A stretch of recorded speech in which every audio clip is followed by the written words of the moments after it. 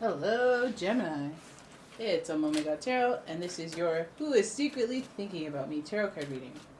I'm going to use the astrology reading cards to figure out who this person is, what kind of characteristics they have, and then I'm going to do a spread.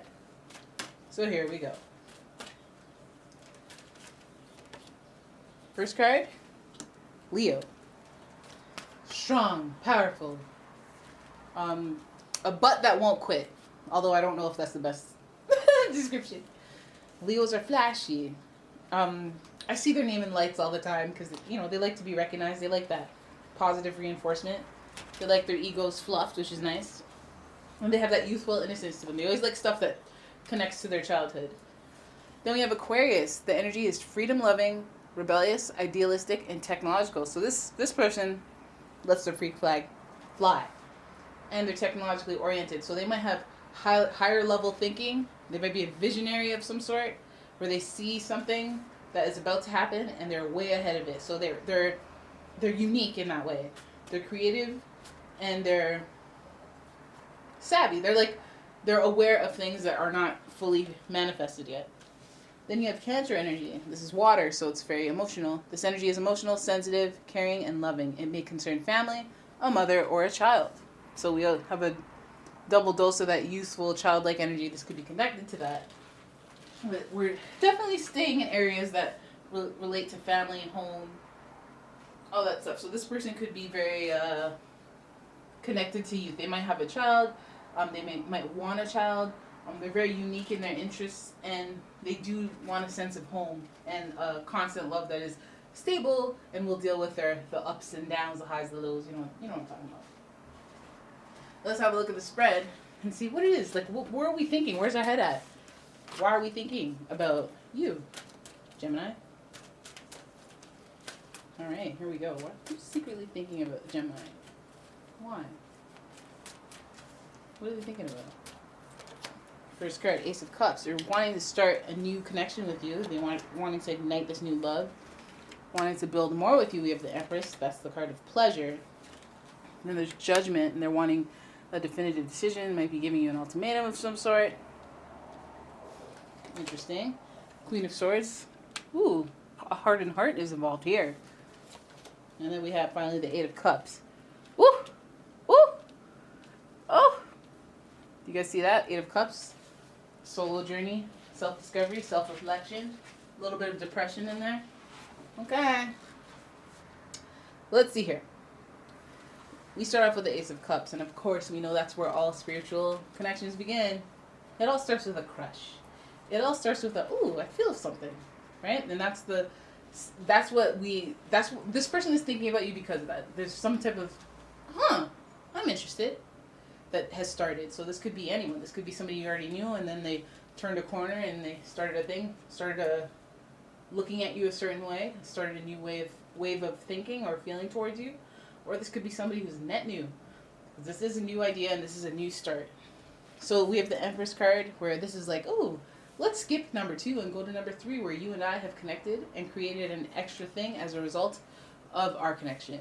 So with this person, again, a connection to children and childhood, we have the Empress. Someone's getting pregnant. People are getting pregnant up in here.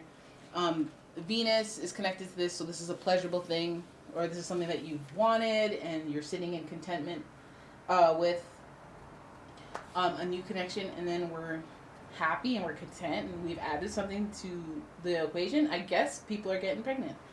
People are wanting to get pregnant. People are talking about getting pregnant. People you know what? The Leo, the Empress, the Cancer, there's just this desire to have this sense of home with you. So this person's thinking of you, of building with you. They're thinking of whatever connection they have to you in addition to their connection with you. If that makes any sense. It could be like, if you guys live together and you guys are looking to bring in a family member, could be a child, have a child, bring in a parental where you're the child, some type of connection where that meets you guys in the middle and adds more to your relationship. So this person thinking about you is thinking about bigger topics. They're thinking about expanding with you. There's Judgment here, Angel of the Past. So I'm wondering if there's something to overcome. There's something to reach a conclusion on. Let's say this person had a troubled past, or they had a history of, I don't want to say cheating, history of something that you're waiting to see. You're not that person anymore.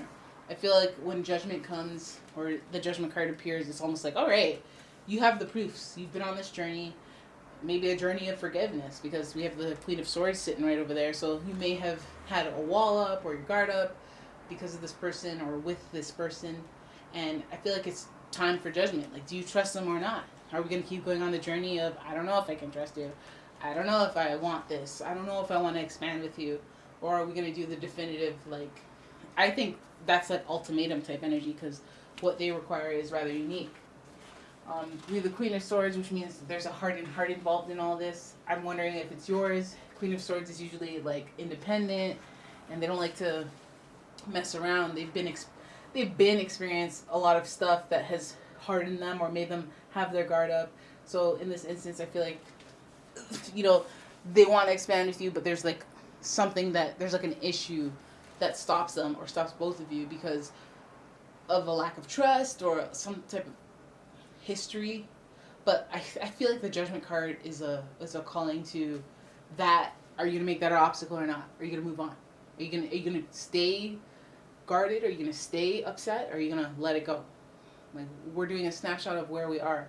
Maybe it's you having to evaluate, yeah, I didn't trust them for the first 6 months that we were together, but they haven't given me any other additional reasons to not trust them. Should we reach the point where I'm not checking your phone? Should we reach the point of where trust is understood? And I feel like, yeah, because we've come full circle. We got the Eight of Cups. Eight of Cups, figure eight, coming full circle. All right? It's almost like you have to step out. Whoop, I'm trying to break stuff in here. It's almost like you have to step out of the situation and do some soul searching, some self-reflection, and be like, listen, are my expectations too high? Like, am I making them jump through hurdles to a point where they're going to feel resentful? Is this being counterproductive? Or am I just being kind of a jerk because that Queen of Swords energy is hovering around me, and I just, like, I'm on default to, let's give it some sass. Let's throw some sass on every interaction because of how you did me in the past. They're wanting to start anew. Perhaps they're not wanting to deal with any of your baggage that you might have because of even another person. And you're a little hardened, they're here for it, but they should only have to deal with so much. With the Eight of Cups, I feel like there's a willingness after the soul searching to make an effort, because Eight of Cups is about realizing that you're on the path to emotional fulfillment, to the stuff that you've always wanted. The next card up is wishes fulfilled. And 10 of Cups, contentment, happiness, joyous stuff that you dreamed about happening. So the Eight of Cups is like, I'm on the right track emotionally. All you have to do is pull back a little bit and be like, seriously, what at the end of the day, what is it do I really want? What is it that I really want? Is it somebody that I want? Is this a person that I want to never cheat on me again? Or never betray me, or never lie to me, or whatever the heck it is? Do I want them to never do that again? There's no way of being sure. Do I want somebody that I trust? If I have somebody that I trust, am I always looking through their phone, asking them where they were, what they're doing? Do I want that type of dynamic? Well, I guess the change has to start with me. It has to start with me just trusting. Okay? Even if I feel weird, unless there's any tangible proof, I should be chilling, I should be relaxing, I should be giving them love. And you know what I mean? It's about evaluating the situation. Like, a lot of people, they'll put the effort in to prove stuff, but then they get tired, and then they go, you know what, forget it. I'll never be able to prove myself to you. I'll never be able to redeem myself. A lot of the times it has to do with us. Like, from the beginning, are you going to make this person trudge along, kissing your feet for as long as you need, and then you think you're going to get back to this magical place? I mean, it's possible if that's what you both are into, but when I see the Queen of Swords, I feel like you're not getting happier, This person thinking about you, I feel like it's like they're trying to get through to this Queen of Swords energy and show you that they'll be on the other side of it. But I feel like it takes a lot of soul searching. I feel like they have a lot more to think about in their approach. I feel like there's like so much potential for like starting over, or there's so much potential to cultivate this new connection or this new reason to connect spiritually, or just to feel the feels that you have for this person. and it can amplify and turn into something positive. But I really think that it has to do with you deciding, okay, am I over this person or not? Can I deal with this or not? And like truly digging deep, because a lot of the times we just don't want to be alone. So we, in that moment, we're like, oh yeah, yes, I forgive you. Let's just restart again. And then you get back into the old cycle of doing things because you didn't definitively be like, I'm a Queen of Swords. Let me make a executive decision. Can I, in my heart of hearts, forgive you wholeheartedly? I don't think I can. Cut it off, Queen of Swords, right? And then that would enable a Eight of Cups journey of soul searching. You know, wondering, should I? That was good that I did that. I knew deep in my heart I would never be able to let stuff go. But on the flip side, it could mean that Queen of Swords is like, listen, you have to look. Do you want to remain the Queen of Swords? Do you want to be hard like that? Do you want to be jaded? Do you want to be like, I never want love. I hate love. Everyone betrays me. Do you want to have those core beliefs, or do you want to like really take some time, maybe even to be alone before you connect with somebody and resolve those inner belief issues where you're like, you know what? That may have happened with the last 5 partners, but not everyone's the same. So I'm going to walk into this blindly. I'm going to walk into this hopeful and thinking that, like, you know what? The odds of this person being exactly like my ex are as equal as the odds of this person being nothing like my ex. Probably even better not being like my ex, right? So you have a lot of that energy. I feel like on the flip side, it's more about, like, they're thinking about you in a way that, like, it's almost like, if they give you an ultimatum, I would be like, well, yeah, because they don't know which way you're going. Are you hardened? Like, you're in it, but you're also, like, skeptical. So it's like, are you in or are you out? Do you think it's going to work or you don't? Like, so if somebody's coming at you with questions, inquiries, just know that they seem to be invested, or they seem to be in the realms of wanting things to grow and get better and maybe have kids or connect with their, like, the connection is about childhood. Maybe you're connected to their childhood. Maybe this is a lifelong friend or whoever that you just feel any ways about.